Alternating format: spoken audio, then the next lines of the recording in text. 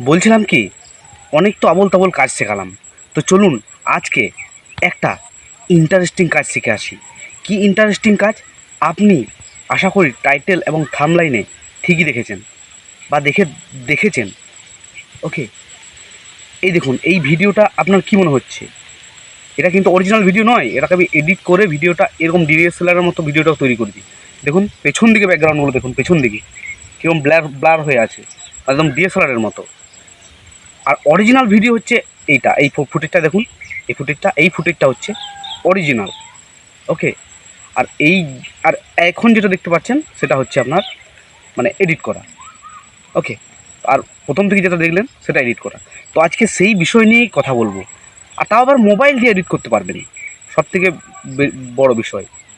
ওকে, তো আজকে এই টপিক নিয়ে কথা বলবো, মোবাইল দিয়ে ডিএসএলআর ছাড়া বা কোনো কম্পিউটার ছাড়া আপনি এরকম ব্যাকগ্রাউন্ড ব্লার করতে পারবেন। যে কোনো video, everything video, green screen লাগাতে হবে না, কোনো কিচ্ছু লাগাতে হবে না।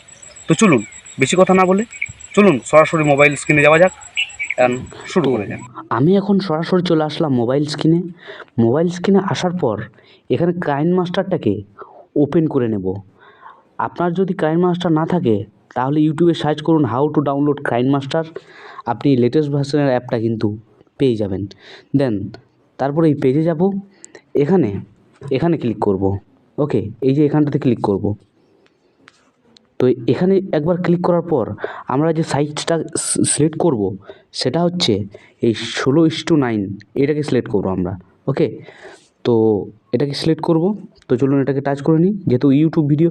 আর আপনি যদি শর্ট বা অন্য কিছু জন্য যদি ভিডিও তৈরি করতে চাইছেন তাহলে আপনি অন্য কোনো সাইজ নিতে পারেন। দেন তারপর এরকম পেজ আসবে। এখানে আপনি যেটা করবেন, এখান থেকে আপনি এটা কিভাবে করলাম সেটা দেখাবো পরবর্তী পর্বতে।